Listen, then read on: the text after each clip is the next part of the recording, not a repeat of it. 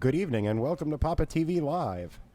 This is our second episode of our second season, and I'm here joined tonight with John is producing, and I'm here in the booth with Fred Cochran. Tonight we're going to feature some gameplay on two separate machines, the first being Super Orbit, and we're going to play some clips of an interview that John had conducted with Josh Sharp in and about the topic of the Whopper version 5.2, which is new and improved coming in 2016. So we're going to hear a little bit about the changes that are coming with that. Is it coming with extra lettuce? It does come with extra lettuce and special sauce. Oh. I should just mention before we get started, we're actually talking about the World Pinball Player Rankings, which is WPPR, which we abbreviate as Whopper. This has nothing to do with hamburgers? Well, it can if we wanted to. I mean, everything good in life has something to do with a hamburger, I think. I agree. I always equate it with a hamburger, so. Okay, so we're going to get started with having some gameplay going on here. We're going to play some Super Orbit, and we have one of the top players in the world coming up to play some Super Orbit. We have Chris Stevens in the house today to play. Oh, yeah. We're going to learn a few things about this game. I have a pretty good feeling.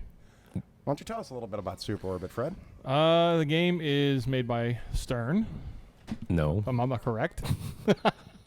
No, I apologize. I don't know who makes the game, to be perfectly honest. It's a 1983 Gottlieb game. There it is. Spoken like an owner.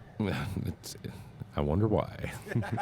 So John has one of those. So basically, in Super Orbit, on the plunge, you want to try to get the middle lane, which will advance your bonus.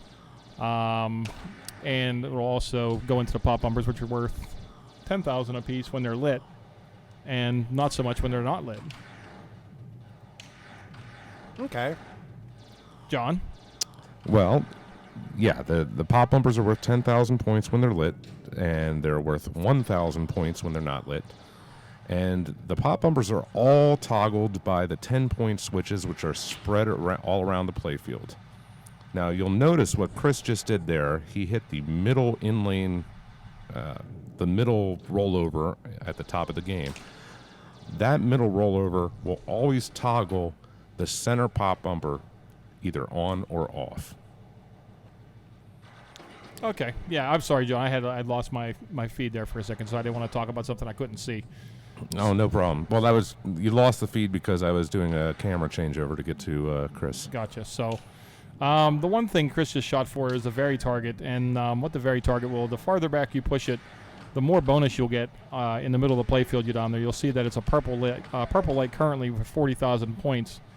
If you manage to hit that all the way to the back, actually, as I found out today, it actually lights double bonus on whatever ball you're in, besides ball 3, which I thought it was always a ball 3 thing. So it's got to go all the way back then. Yeah, it's a very difficult shot. That's more challenging than it looks. Most of the time I just get it around the 4 mark, so and that didn't give it to him. Yeah, he just nailed it, and it didn't give it to him, so it didn't even go all the way to the back. It's actually a function of the power of the flippers on this game, and the flippers aren't usually quite powerful enough to make it go all the way back. It really takes a perfect shot and a little luck.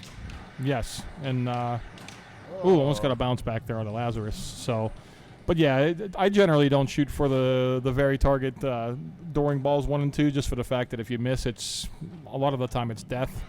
Mm-hmm. But during ball 3, you definitely want to get your bonus as high as possible to get the double bonus lit. And there's a couple of different ways you can collect that bonus during gameplay. One is if you shoot it in the upper gate on the right to the right of the top pop bumper, that'll give you a collect bonus. And then what's the other way, John, that you showed me earlier? So the other way is actually it's a multi-step process. You actually first have to open your gate by going through the left in lane. Okay. And then you have to hit the little stand-up target above the right out lane, which will light the right out lane for 30,000 points. So when your gate's open and that out lane is lit, you collect your bonus. Oh, I did not know that. It's actually, like I said, it's an interesting piece of strategy because I would have never thought that I wanted to try to shoot for the out lane on purpose, but it can be incredibly lucrative. So, yeah, I just end up there when the gate's not open. So. Now, just for the record, I was just testing the game a minute before we went on air, and I found out that the light for the right out lane is actually burnout. Oh, man. So we won't be able to tell when that's actually lit. It's another level of challenge for Chris. He makes things look easy a lot of the time. So we figured, does. we'll just make it a little bit more difficult and add a certain element of randomness. Well, there's another interesting trick to it, though. If your gate is open on the bottom right and you don't have the light lit, it doesn't close the gate if you use the gate, which is really a weird feature of the game. Okay, so, but that's what other, besides you, John, what do you go for when you play this, Brian? What's your strategy when you usually play this? My strategy is to not lose the ball. It's a very simple strategy, and you just kind of, I'm doing when I play, I kind of do what Chris is doing here. It's if I have it on the, I'm able to trap up like he is there on the right, I'll take a shot at the Vera target, whereas he went right for the spinner. But if I have it on the left, I'm aiming right for that spinner, and hopefully either going to go up and drop into the lane and give me an additional advance bonus, or get a good pop bumper bounce into the collect at the top. So, see, what I like to do is shoot for something that's totally unreasonable. I try to shoot all the way from the right flipper to the middle lane at the top to get an increased bonus, when in reality I just need to keep shooting the spinner. So it's a more satisfying shot for me, and that's usually why my games end quickly. Yeah, mine too. I actually am a strong proponent of that very strategy you just said, Fred. I actually believe that shooting the center lane from the right flipper is actually one of the best uses, except on ball 3, where shooting the very target might be more lucrative. Okay, yeah, well, somebody sides with me then. I like the shot, actually. Once you get dialed into it, it's actually not that difficult to shoot it, but again, if you miss, then your ball's out of control and bad things can happen. I will say Chris is making the right flipper to the spinner look awfully appealing on this game, though. Yeah, I've never even really considered that too much. The Vera target just kind of wants, it's saying, hit me. Yeah, and that backhand shot, it's different on every game, too, because I know I've played yours, John, and it's earlier on a shot on the left flipper than it is on this machine, so every machine's different, obviously. Yeah. Yeah, I mean, especially when they're 32 years old, so... Yeah, and these games play really well. I've played a couple different ones. Played yours. I played the one here. I played I think one up at the Roses up in Michigan, and they all play really, really well. Mm-hmm. So that was a good double bonus ball right there. That was actually a really good game. Yeah. For this being at 3 balls, I know you have yours set to 5 balls, John. If I recall that's because correctly. you need every single one of them on I mine. agree, and even with 5 balls, I still probably couldn't put up that 900 that Chris just had, because I feel that 2 of them are just going to be donation or house balls. So My high score is 2.5 million points. So, but I gotta say, I've played a lot of games of Super Orbit. yes. So is that a keeper for you? Is this a game that's going to stay in your lineup? Whether I like it or not, yes. I think my wife is a big fan of this game. I think she is as well. So I got to talk with Josh, and You did. he outlined, and there's been a lot of people who are asking questions about what's changing with the new world ranking system in the 5.2 variation. And I should mention that this does not start until the 1st of next year. So this doesn't start until 2016. So any tournaments that are done in 2015 will still be using the 5.1 system, I believe. That's correct. All right, and one of the first big changes that I've heard about is the format of the event overall as far as direct play goes. And what is direct play? We're going to find out straight from Josh here. The IFPA is no longer going to be endorsing tournaments that do not have a direct play component in the format of the event.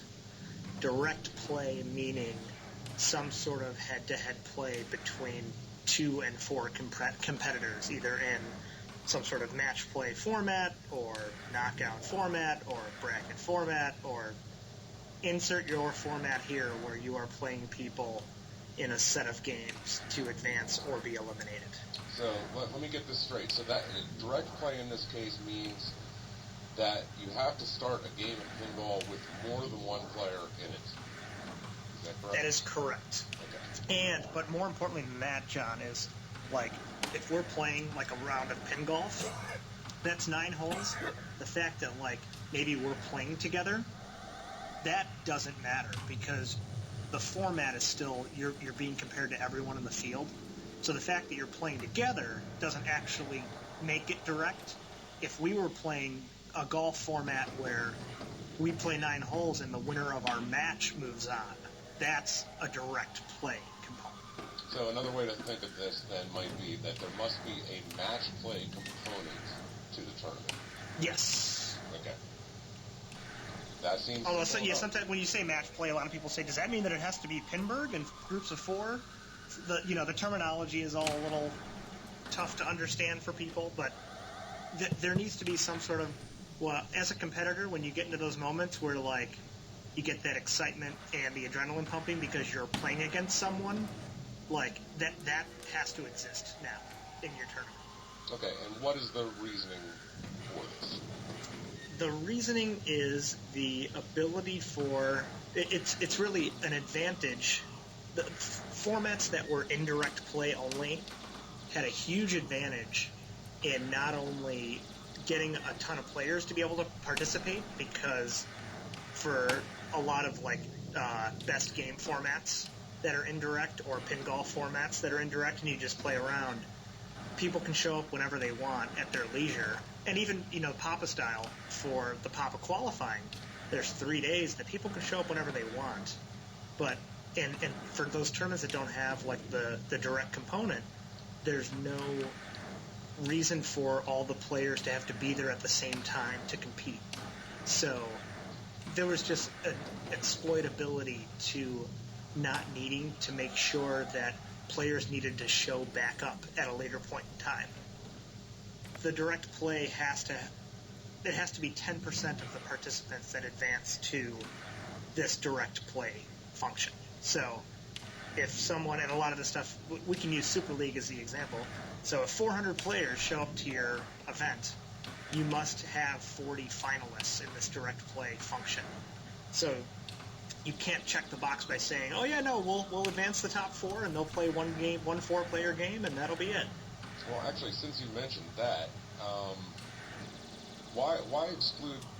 I don't know if you remember the old Fairfax Pinball Open format where everybody qualified for the finals, but the top half would get a double elimination and the bottom half would get a single elimination.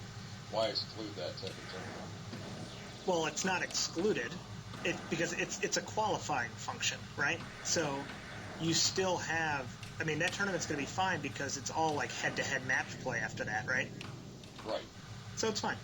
Oh, okay. That's the big thing that people seem to think that like if there's any indirect, part of the format that it renders it like useless. And no, that's not what we're saying. Like you can have qualifying that's indirect. You just can't have your entire tournament from start to finish be indirect. And Fairfax is not that. And there you hear it right directly from Josh about how direct play will work. So basically direct. So basically it just means that your event has to include some sort of head-to-head play is what I'm getting from that. That seems like the short Cliff Notes version. Yeah, and unfortunately, you got to listen to me talking about it for 4 minutes with Josh, so sorry about that. Oh, no. That was thorough. That's the kind of explanation I think that people are looking for on this stuff. So, by the way, hello, chat room. We are watching you tonight, so I just wanted to say hello. We will answer any questions about Super Orbit, Actually, I will not answer any questions about Whopper because I just don't know. And I will not answer any questions about cheeseburgers. Well, okay, maybe I'll answer questions about cheeseburgers. In paradise. But certainly not about ranking points because that is not my area of expertise at all here. Chris just put up another nice game on Super Orbit. 1.1 million. So we did have a question from Orange and X, asking if we could ask Chris when he knows he's going to do live catches. Is that just a question in regards to a certain situation that you want to know about, or maybe just a little bit more for clarification? I'll tell you what. Why don't we? Hey, Chris. stop playing. When do you know when you're going to do a live catch? When do I know? Yeah, so when do you know, Chris, when you're going to do a live catch? I'm asking him right now. If it's slow, and if it's to prepare for his next shot. Okay. It seems like it's a very situational maneuver. Well, I would completely agree. It is a situational maneuver. I think, you don't want to. I think there's something you can overdo live catching unless you're absolutely perfect at doing the maneuver. Yeah. And not all of us are. Yeah, that's a very good question, though, from our chat room. That was actually from Gene X. Gene does a lot of photography, and I slaughtered his name, so I apologize in advance, Gene. But, he says that it's a situational thing. So he said he also has to know exactly what kind of shot he has to make next to in order to make that shot or the decision as well. Does anybody else have any questions in regards to Super Orbit they'd like answered? Yeah, let us know. We'll approach it. And here's Chris with another big double bonus. It looks like he's going to... Ooh. Thanks, Gene. So Chris is going to start up one more game here. He got about 1 million, which is a pretty respectable score. We'll see if he can top it on this one. I know that he's been practicing his... the one strategy we were talking about earlier about getting the double bonus was he was tap passing from the left flipper to the right out lane with the gate open to collect his bonus. So actually, he did it once during his 1 million point game, which is pretty impressive. So I've never seen somebody so happy about making a flipper error.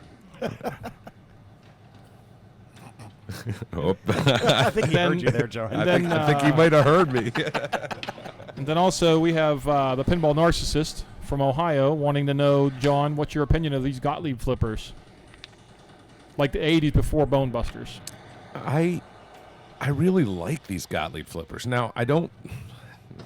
Let me put that in comparison by saying they were horrible compared to the Bally Williams flippers. The Bally Bats? Yeah, but I think the changes in the 90s really were good changes. Mm-hmm. But I love going back and there's so many things you can't do, and then there's so many things you can really do neat with this type of flipper, especially if you play it and get used to it. Yeah. So we're going to see the differences in the flippers too whenever we play hoops. Yeah, I mean it's a love-hate thing. Let's put it that way. Yeah. Yeah, I find it's easier to catch the ball coming down an in lane with the newer Gottlieb flippers because they're angled differently. It seems like it's easier to control the ball in my opinion, but it's easier to stop the ball, stop the momentum of a rolling ball. It seems there's a more of an angle to cradle with the newer flippers. Then we also have a question here: how reliable is the very target on the left by Scribble? It varies from game to game. Chris just barely hit it there when he got 10,000 bonus. So that's all you got? The very target is variable? It's variable. All right. I mean, I wonder if the question has to do with reliability for a playing aspect, or are you talking about reliability in a mechanical aspect? Because I can say the very target on mine is, how do I put this without getting kicked off the air? It's the biggest pain in the rear end I can possibly describe on a pinball machine because it requires constant maintenance. I have to go in and clean up the contacts on it very often. Our sensors are okay with that, John. That's acceptable. And besides, John, you're on the internet. Anything goes. Anything goes. So, but I'm not sure if that answered your question, Scribble. I guess we both answered it in different manners. So, hopefully, you got the answer that you were looking for. That sounds like a pretty good answer to me. I hope that they're happy with that answer as well. But I'd like to take this back for a moment, back to the Whopper discussion that John was having with Josh. One of the things they discussed about was the different changes that are coming as far as how many games it counts toward a meaningful tournament. In other words, what is the longest path for to win a tournament? How many games maximum would it take? And there's going to be a lot of changes coming up for that. And let's give a quick listen here on some of those. Path to determining the number of meaningful games. Oh my goodness. Yes. Math So equations. Go for ahead. this year we've been using the longest path to determine the number of meaningful games played for a player, and that was based on we never wanted a player to intentionally lose a match just to make themselves play more games in the tournament, to make the tournament worth more. I mean, it makes no sense to be able to do that. So we would always, if there was a best of 3 match, we would take 3 games because we didn't want someone to intentionally lose game 2. That way they could get that 3rd game in. And what we found was that, especially when you get into double eliminations or you get into 3 strikes or 4 strikes, that when you get some mathematicians involved who can actually tell you the longest theoretical path, these formats have longest paths that are like literally 1 in a million chances of actually happening. Right. So, and the 3 strikes and 4 strikes were huge culprits of, I would even get, and people were feeling bad. They were submitting their results, and it's like, hey, we only played 9 rounds, and I'd have to write them back and say, oh no, don't worry, you're going to get credit for 17 rounds because that's the longest it possibly could have been. So this is going to, with the help of Dave Stewart, who's been busting his butt to figure out every expected value for all the various formats that are pretty common out there. We've been able to compile a list of what would be the average length of a tournament based on the longest path and the shortest path. So it finds a happy medium, and I think helps balance some of these things out where people weren't being given credit for so many games that were never being played. I'm sure you're going to have a lot of questions to answer about this particular point that we're talking about now. But John, I love questions. I've been answering questions for 10 years on this stuff. But I definitely will. We have a guide in place on our website now where we're starting to get more organized 10 years in. We're figuring stuff out. We're going to have a link on our page where you can literally select the kind of format that you're running, and it'll tell you based on how many players that are in your tournament, how many games will be counted as meaningful. And so And this will be on IFPAPinball.com. Right? it will. And I think there is definitely in the works a TGP, which is the tournament grading percentage, a TGP calculator that is in the works that people will literally be able to type in what they're doing and hit enter, and it will spit out the number of games to input for your results. Wow, that sounds like a web tool that I would just play with for hours, just A TGB calculator. just trying to figure out, just looking at all the formats and just, my job is a data analyst, so I look at numbers and figures all day. So Look at the scores right here. Oh. Chris Stevens, the junior, had 1,000 points going to that, and Scott Stevens, who gave Chris a ride tonight, has slightly more. Yeah, I'd say a little bit more than slightly. But yeah, that's Scott Stevens is Chris's father and regular to the Pittsburgh pinball area, and great guy. And we had to pull him away from 8-Ball Deluxe to play this game because that's his favorite game, and he loves it. Did you see that? Chris did a rolling tap pass to right flipper to a back flip into the bonus collect, and then he got he super orbited. he was practicing that little rolling tap pass during before we went on the air, John. So I kind of knew that was coming. He was trying to keep that in the hole there. So, Fred, before we lose you from the microphone, we made a trip a week and a half ago. We did. Where did we go? We went to Melt. No, we went to the Cleveland Pinball and Arcade Show in right outside of Cleveland. I can't remember the Independence, name. Ohio? Independence, that's correct. Sorry. Independence, Ohio. Don Johnson had an event down at the Holiday Inn right off the interstate there. 100 and some pinballs. Nice. 50, 60 vids. Tommy Pinwizard ran the pinball tournament. Quite well at that. I was really impressed with the quality of the tournament. And I had a blast up until I choked in the playoffs. But Don ran a class tournament, as did Tommy and anybody else that was involved. And I'll definitely be going again next year. Yeah, me too. That was a good show. It was enjoyable. So you can check out CLE pin. So for more information on that. Oh, also, I wanted to give a shout out while I have it in my mind.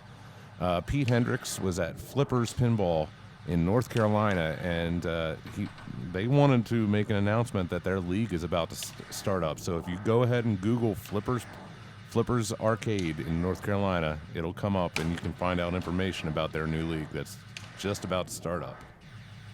Awesome. Yeah, I hear great things about that place. If I ever make it down that way, I'll definitely be stopping in. Yeah, I have a friend who lives about a half hour from 45 minutes from there, and he's looking forward to spending some more time there. Yeah, I would ignore the beach. I can't say that, Fred. I'm not a beach guy. I would ignore the beach. I would want the pinball machine on the beach, maybe. Ooh, Baywatch. Yeah. We could do a pop on the road Baywatch. That would be awesome. Yeah, we can get 6 people on the beach to play Baywatch. That would be pretty heck awesome. yeah. I think it's an idea. I don't know. I might have to go with that one. Wow, that's... And the younger of the Stevens came up just a bit short because of his rolling tap pass, showing off whatever he was doing. Yeah, he's rolling tap pass, and Scott doesn't need no rolling tap pass. No, he's got a victory lap here, basically. I want to see. Oh, I was going to say, I want to see Scott double his score. So I'm going to step away here, John. All right. Look.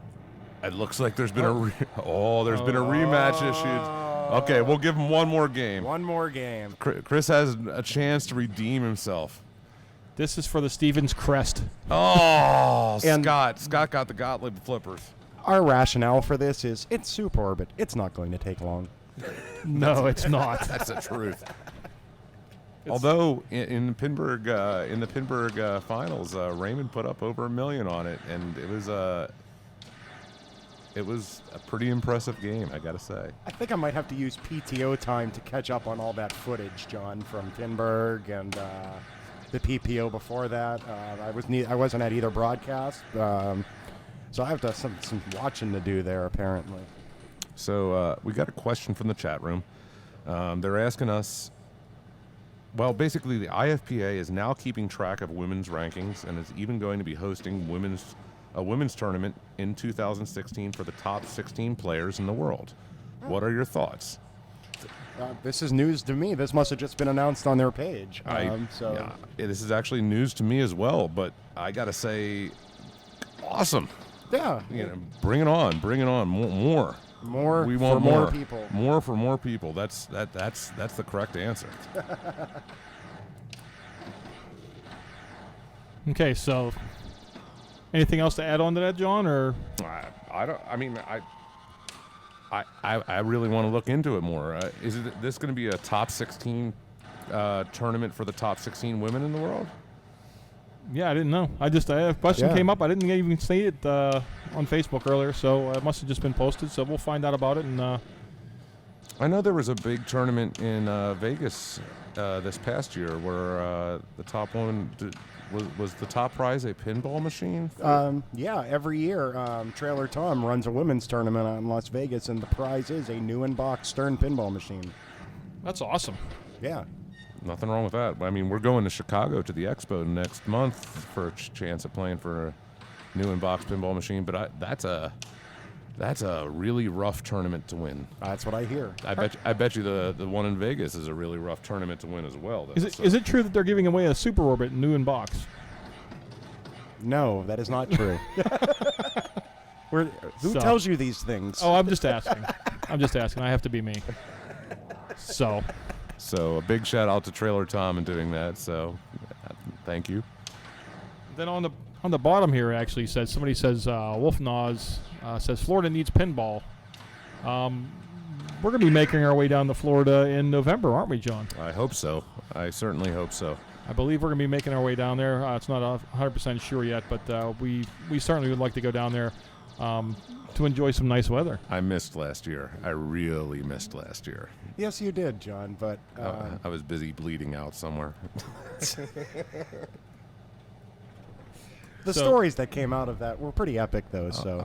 I think just getting back to the game here, Is this gonna be a double beatdown? CDs is losing right now. I think this is going to be a long car ride home. Oh my goodness! If you look at CDs right now, he looks like he's pretty focused right now. He's not trying any of the cutesy tap There's no passes or anything. cutesy tap passes. There's Looks focused. He's in beast mode. Look out. Looks a little like Chuck Norris right now. It's actually kind of weird. From that view, Don't ever say that again, Fred. the Chuck Norris of pinball. I don't want you to get roundhouse for saying anything about Chuck Norris inappropriately here, so. How dare you? So Chris is looking. He's keep going back to basics. Up there it is. He got what he wanted. The backhand through the spinner through the gate. Yeah. And he's trying to rub it into his. He's rubbing it in on his dad. And Like I said, that's gonna be it's terrible. That's gonna be that his confidence will be his undoing. How far of a walk is that, Chris? So it looks like he's going to stick to the basics here. He looks back here. So somebody asked, is Whopper 5.2 going to be retroactive? I don't know. Oh, also another question was, how does Orbit rate up against Super Orbit? And here's the interesting thing: they're the same playfield, but the one is an electromechanical and one is a solid state. Well, One's just Orbit. Wait, whoa! There's a EM version of this game. Yeah, so this is actually a copied playfield of an electromechanical. Wow. I have not gotten to play the electromechanical, I've never seen one. but I have definitely seen pictures of it because I was really curious. Yeah, Chris is definitely taking it seriously here. He For sure. Yeah, he wants bragging rights on the way home. Maybe he has a little. Oh, that was a beautiful that. backhand. Maybe they'll stop for cheeseburgers on the way home. Yeah, that'll be a bet for a Whopper. No, it's not like Space Shuttle is Sorcerer, because Space Shuttle and Sorcerer are very different, I think. I don't want you ever to talk about Sorcerer around me ever again. Why not, Fred? Because you dropped $6 million on me when we played it. That's why. Well, then, occasionally John happens. I believe I've witnessed that game, so I would believe that was at a tournament at a local place here in Pittsburgh. That was actually here. Was it here? It was here doing one of the fight clubs. It's ridiculous. Thanks, John. Sorry. All right, so yeah, Chris is he's pretty focused at this point. So If you look in the far background of the camera on the bottom left, you can see some guy in a white shirt. What's he doing?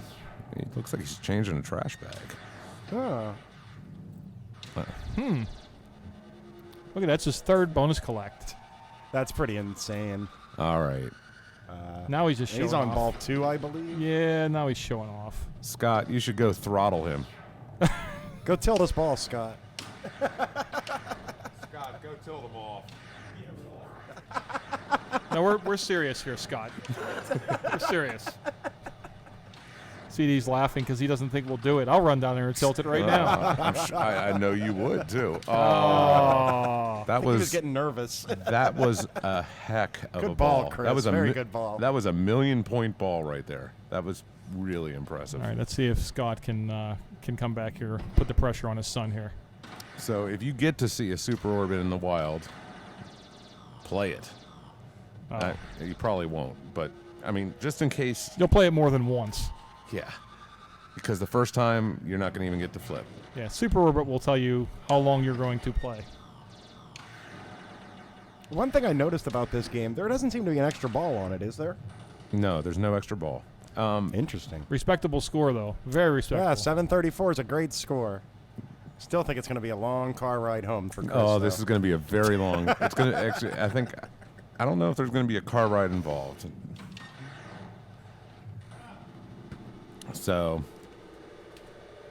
big thank you to Chris and Scott for playing some Super Orbit for us. And a big thank you for Fred for joining, for being in the booth with us today. And he is going to be replaced. Well, I don't really want to say replaced because, Fred is irreplaceable here. But we have Ange coming on the microphone, Angela Dropka, joining us in the booth, while Fred is moving on to play some hoops for us in our next play segment. And everyone loves hoops, right, John? I guess. I mean, like, it's hoops. It's hoops. It's a fun game. It's another Gottlieb game, so we got a Gottlieb double feature going on here today. The Gottlieb double feature. Here we go. Hoops is from 1991. Shoot, man. So I was looking online earlier about the year 1991, and as far as pinball-related stuff goes, John, I'd like to list a few of the movies in 1991 that were popular during that time. By all means, go ahead. There was Hook, Hook.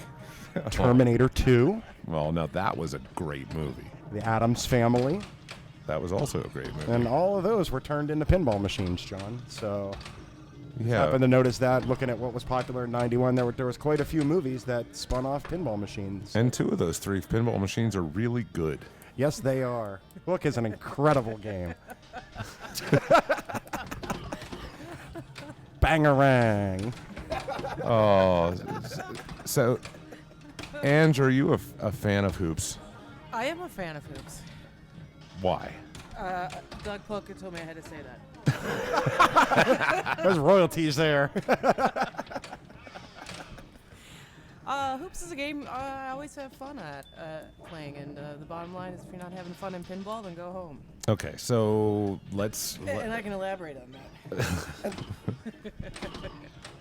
Well, okay, let's talk about how do you play it. I mean, it looks like there's a really deep rule set here. Well, you see, that's the funny thing about this era of Gottlieb games, John, is that they were specifically making games that did not have the deep rule sets. They were trying to keep the play simpler on these games, whereas everything was getting more and more advanced by their competitors. Well, yeah, this was a certain type of game. It was called a street-level game. A street-level It was game. an experiment by Gottlieb towards, like Tessier says, designing a simpler, single-level, no-ramp game, slightly smaller and cheaper. It wasn't that successful, but during the 90s, Premier did actually 6 of these street-level games. So there's Hoops, Silver Slugger, Vegas, Deadly Weapon, Title Fight, and Car Hop. And then they immediately went out of business afterwards. Is that correct? and some of those are fun titles. Like I said, I like the simple gameplay. Just about making shots and hitting targets. So apparently you made a mistake, Fred. Apparently you were supposed to choose the 1,000,000 points over the baskets. But we won't hold it against him, right? No. Not at all. But one of the simple strategies on hoops is when you plunge your ball, there is a target up toward the top where he's got a little green light flashing up there. That activates the spinner on the left side for a mode called hang time. It also activates the captive ball light too, I believe, right? Oh no, it doesn't. Sometimes it does. Yeah, I'm not sure. I believe completing dunk at the bottom lights that. Oh, okay. So you have to do the in lanes. Which And- you can change the lanes on, so it's not a complete challenge. And one of the lanes at the top, I believe, is the light lock as well, so... There is a multi-ball in this game. I believe it's only a 2-ball multi-ball, or is there a 3-ball? It's a 2-ball multi-ball. Okay, it's a 2-ball multi-ball. I'll be right back. I'm going to actually make a small adjustment here so we can actually see what the hang time bonus is. Okay. We're going to make a little adjustment to our DMD camera there so we can get both of the 22 character displays on there. But yeah, that's, what do you think of these street level pins, Ange? Well, this is a Ray Tanzer. This is a Ray Tanzer design, and he has a really big body of work. I don't think I have fun on the street level games. I have a list of games whenever I'm here at Papa or Pinburg that if I'm in tournament and I need to walk away and just go play some silly games, I'll go play these street level games. But I kind of did some research and I found out that a lot of them are Ray Tanzer designs, and his body of work includes games like Arena, Big House, of course Hoops, Operation Thunder, Stargate. Later he did a lot of mechanics for Stern. He also worked on T3 and sits in Pinball Party and Lord of the Rings. And also 3 of my favorite pins. I'm a big fan of horror pins. And he also did Bone Busters, Don't Judge, Bone Busters is great. Freddy, Nightmare on Elm Street. Don't judge me. I'm judging you there. And Class of 1812. And actually, this design team, the artists on it, Constantino and Janine Mitchell, all worked on all of those premier games together. Oh, so they had that was basically the art department, I would presume then. Absolutely. So don't make fun of me from the games I mentioned, because No. Janine also worked on Algar, Gorgar, Firepower, TX Extra. Who doesn't like that? But that was, of course, a different designer. One of my favorites, oh, John yeah. Trudeau. And of course, the last Gottlieb game made the best. They saved the best for last. Barbed Wire. Was that the last one? I wonder why. Well, I gotta say that the pinball game Barbed Wire was way better than the movie.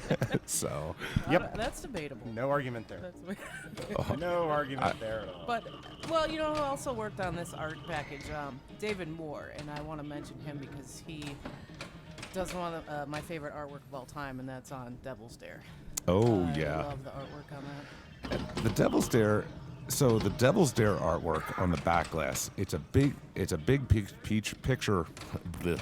It's a big picture of a demon on the back glass, and it was so offensive at the time that it got pulled, and it actually didn't get that much production because of just the fact that it had a big demon on the back glass. And that was around the time when Dungeons and Dragons also couldn't use the words demons or devils for their creatures. They also had to say fiends. Mm-hmm. The Fiend Folio. Yes, the fiend folio. Well, Maybe because, when you try to repair Devil's Dare, I guess you're in hell. I'm sure. Notorious. The early Gottliebs are very difficult to repair. And so why don't we do another segment on the WPPR? That's right where I was headed, John. We have a segment Go coming ahead. up. We have a segment coming up about the different styles and how it relates to time constraints. As you know, sometimes finals of events can go excessively long. And so we're going to find out what Josh has to say about the changes that are coming up to kind of keep the time constraints and everything moving along and still reward players for using different formats. Match play formats are formats that use the PAPA-style group finals with 4-player groups to be allowed to count each meaningful game played at 2 times. Why? Yes. Pretty much there is a balancing issue with respect to time. And unfortunately for 4-player groups and even 3-player groups, a game played takes longer than a 2-player game. And being the son of the person who invented, what a Papa-style group is, a group of 4 playing, with a scoring system, the thought of ever seeing that style of play being put into some sort of disadvantage with respect to being able to earn as many points as formats that are easier to run in terms of a time basis isn't right. And we were definitely seeing people, and when I was discussing formats with people were really quick to dump, a Papa-style final because, hey, in 6 hours I can do this instead, and it will, grade out much better. And you start hearing that enough, and it's like, damn, we need to balance this out. So it was really mostly a timing issue of making sure that, hey, if you're playing a 4-player game, it's going to be valued at twice as much as a 2-player game. So it'll be equal to that of 2 2-player games. So hopefully for those people that want to run like Papa-style finals or, anything that has 3-player groups, 4-player groups, whatever, they don't have to worry about being at a disadvantage any longer. So, just to completely switch gears from that, I actually see some notes in the chat that they're talking about the Pinball Arcade and Stern. And Ange, tell us a little bit about that. So Stern recently announced that they have an expanded partnership with Farsight Studios, who are, of course, the developers and publishers of many multi-platform digital games. My favorite, of course, the Pinball Arcade. So Farsight's going to develop a new platform. It's going to be called the Stern Pinball Arcade. They're going to have availability and pricing. They're going to announce that later this month, so along with some other big announcements. So Stern is saying stay tuned. But if you'd like more information on that, you can go to www.sternpinball.com. So basically a version of the Pinball Arcade specifically for the newer Stern games, it sounds like. I wonder if they're going to have their most recent games are going to be available in digital format. Or That's really what it sounded like, John. So you think Game of Thrones will come out as a digital format at the same time as they release, the actual physical machine? It would be nice if people could go and test it, in that format before they buy it. I would be surprised about that. I would think it would be more like I don't know. You can't get it on Blu-ray until it's been in the movie theater, and then you got to wait a little while. I would think it would probably be a similar situation. I agree with you, John. I think maybe once a title's been out for a little while, that you go ahead and release the digital version. Right now we'll start with Sharky Shootout, and then we'll move through the I like modern. Sharky Shootout. I'm kind of anxious to see if they're There's going gotta to be one. move the Stern games that are already on the Pinball Arcade over. If they're going to move over Ripley's and Flight 2000 and all the other Stern titles available. I mean, obviously people would be interested in some of the ones Wolf just mentioned, which is Tron, AC/DC, Star Trek, Metallica. Mm-hmm. I mean, probably some of their more popular modern titles. Yeah, I expect to see a lot of those. I expect to see Lord of the Ring. I expect to see Spider-Man. Actually, it's sort of Iron interesting. Man. I wonder if there's some licensing issues, though, that are going to have to be overcome for some of these titles. Because, I'm not an expert on the licensing business. I mean, I guess I wish Roger was here to answer some of these questions, but I assume that there has to be a licensing paid for a digital format. Maybe on whatever new agreement they have, that's all kind of included, like when they make a new game. I guess this is speculative. I don't know. Well, This yeah, is I not mean, my field. Sure, we're just spitballing a little bit here, but I mean, there's got to be, new stuff played. So, chat room, do you have questions about how Hoops works? Do you have or do you have questions about anything else? Now is the time. Fred has a good game going here. He sure does. He's got his hang time going up pretty good. And he can collect that during this ball at whatever value he has it at, which currently looks like almost 2 million. Wait a second. You can collect it during the ball? You can collect it during the ball. Wait, how do you do that? Completing the bottom lanes lights a captured ball up near the top, and you hit the captured ball, and it just awards you your hang time bonus. Oh, that sounds good. And subsequent rips to the spinner will just build from the current value, so you could build it up even more and recollect. He's absolutely crushing this game He right is. now. Oh, nice little tip. Except it gets out of control. Mm-hmm. There we go. Ooh. Wolf says, will there be a pin regarding cheeseburgers? Let's start a Kickstarter to have Burger Time made into a pin. Ooh. What is a good game on Hoops? We're seeing a good game right now. I think we're seeing a good game right now as well. I'd say 10 million is a very good game on Hoops. So we'll be probably seeing that by the end of this game. Yeah, it looks like it, unless he tilts. Why don't we have a Hoops exclusive bank at the Papa World Championship? Did we try that one year? Well, actually, we'd need a couple more hoops. Or, I mean, a basketball theme. We could have Shack Attack, a Hoops, Harlem Globetrotters, and there's got to be another basketball game. NBA Fast Break. And then just some lights, camera, action to go with it. Oh, Nice ball, Fred. very well done, Mr. Cochran. And there's another question. What is different about black rubbers? They give Fred magical powers. I think it's all psychological. No, it's not psychological. There's actually, they call it, there's a different adhesion, and I wish I had Joe Scaletta here to help me with these terms. There's different bounce properties, and there's also adhesion properties. You're correct, John. It's just that's something that's way out of my field of knowledge. I know that I can't, with the black rubbers, I don't seem to get as many, chills, or it's a little more dangerous just letting the ball bounce over to the other flipper.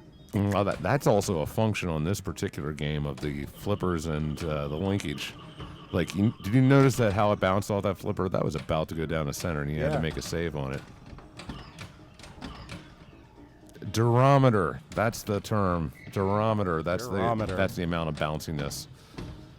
That's right, folks. I came up with that on my own, and I did not get that information from the chat. Nope. No, that was all me. That was all John. That had nothing to do with anybody who's normally here but isn't tonight. I don't even think that's the real Doug. No, it's probably not. No.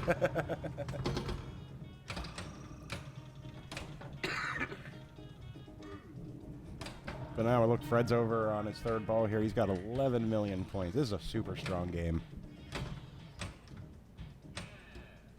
He's got his multi-ball ready to go, it looks like. Shoot, man. Shoot,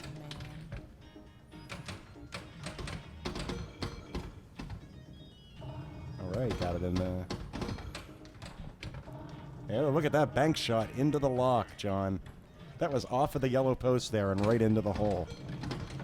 Nothing but net. And this is a three-ball Yeah, multi-ball. there's a Okay. three-ball multi-ball there. Hey, I lied. So it can be either 2 or 3. I think so you can release when you have one tricked us, locked, or you can John. lock the second one.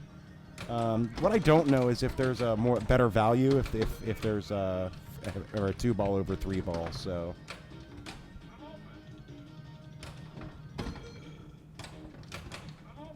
Meanwhile, I just completely lost the chat on my Twitch application. Oh no. Oh no. It's But just we have it here, John, on our device. Well, that's good because I no longer do. Our Twitch feed is brought to you by Android.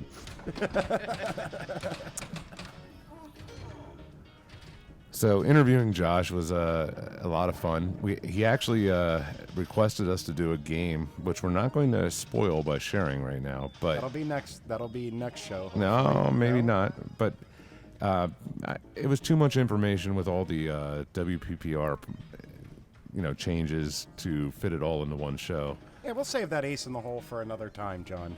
Yeah. But thank you, Josh. And I have a couple more interviews coming up. If you would like to be interviewed for PAPAtv, remember that we'll be happy to interview you. If you do like pinball, then we'd like to talk to you. Yeah, absolutely. We want pinball-minded folks to discuss this wonderful game with. And Brian, while we're on the subject of Papa-related stuff, you can actually donate to help make this show happen. You can. A year-round, every single day, we have a website available that you can go to and send us some money that we can use to enhance these broadcasts even further. You can find out more information at papa.org/donate. Again, that's papa.org/donate. Yeah, I mean, if you donate, maybe eventually the Till Cam will actually come to fruition. Maybe. So let me see. We got pinball shows that are coming up. We already talked about Expo, and then there's the Orlando show. MagFest is happening, and is that in Washington D.C.? Washington, I believe it is in the Washington Baltimore. D.C. area, and that's it's around the time that the Fairfax Open used to be. I believe this event is basically going to replace the Fairfax Open. I know Carl has some information on an event that's happening out in California, and of course it's Never Drains, which happens in the early part of the year. Mm-hmm. So. And we have Orlando in November. Did we mention that? We did mention that earlier on the show. Yeah, I'm looking forward to that. I'm I looking think I forward mentioned to that seeing too. the reports from there. Unfortunately, I'm unable to travel this year, so. And with all these different tournament events coming up, it's a lot of different formats that are coming up, John. Oh, I mean, I think the formats have gotten more generalized as we've gone along. There's only about really 4 major formats left. But I'd love to hear about some more. And I have that for you. We do have our little last clip here from Josh about the formats available and under the new 5.2 system that'll be in place next year. So we're going to pull that up here and see what Josh has to say. All right, Josh. Technical delay, and here he is. The IFPA no longer gives additional credit for matches that are longer than 7 games. Yes. That's pretty straightforward, right? Yeah, I mean, it's easy to understand. Any particular reason that you don't want best of 9 matches counting as 9 games? We saw there was a tendency for tournament directors to backload their games played. So if we were, let's just say, we were playing a Pinball style match for qualifying, and we had our 700 people, but instead of, Pinball is 10 rounds of 4 games per round, and it grades out to 800%, so it doesn't matter. But let's say you have your same 700 players, and instead of playing 40 games worth of qualifying, you played 2 games. There were 2 rounds. What would happen was you take your top 2 people after those 2 rounds, after you break all those ties, because there'd be a million of them, and then you play a best of 21 match just to make sure you grade out to 100%. And the balancing issue there was you're having 2 out of 700 players play 21 games when 700 players play 2 games. And so backloading that and having, such a small percentage of the players playing so many meaningful games was just sort of like, it was an exploit. And I get it. I get why people did it, because it's easy. You don't need to worry about if a tournament's going to run long, might as well have it run long when there's only 2 people left and not when there's 300 people left. Sure. So this hopefully, limits the ability for people to do that. One other question, and this is a question from my own mind. So I noticed that there is, I think, 4 approved formats for tournaments now. Is that correct? Or am I... Yeah, are you looking at you're talking about the TGP guide or whatever? Right. When I was looking at that. Yes. What about for people who want to innovate new formats and have them counted as in this rating system?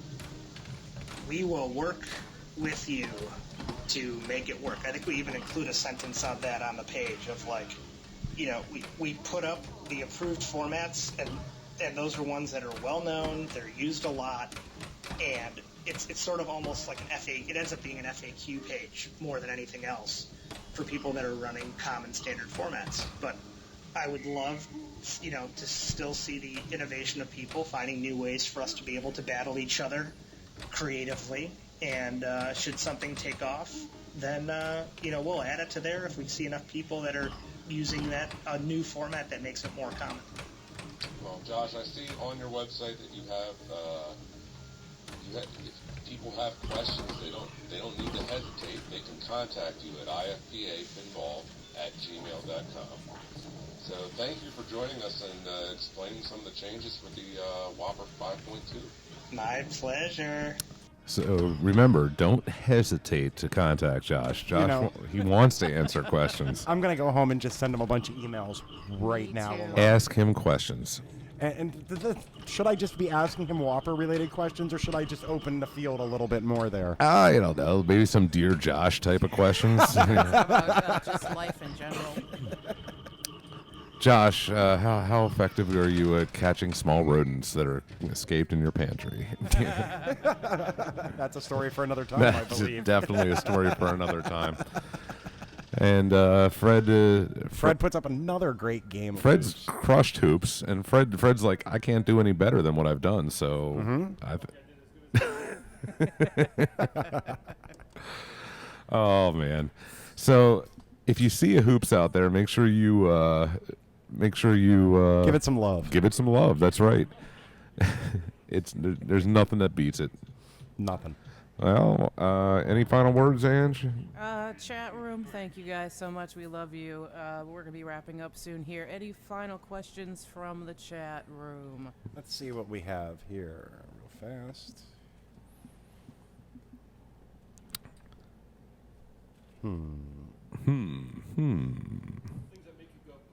Things that make you go, So remember, we're interested in games that you want to see. There's a large collection down at the Papa facility, and if you have specific games you want to see, post them either on our Facebook group or post them on the Pinside page that we maintain. We're not as good at playing the games as Bowen is, sure. We don't know the rules as well, but we even have more fun. I think we both have fun. He looks like he has a lot of fun. He does have a lot of fun. If he wasn't having fun, I don't think he would be making the videos, Sean. That's true. Okay. Well, take us out, Brian. All right, on behalf of Angela, John, Fred, Chris, and Scott, I want to thank everyone for tuning in tonight, and we'll see you next time on Papa TV Live.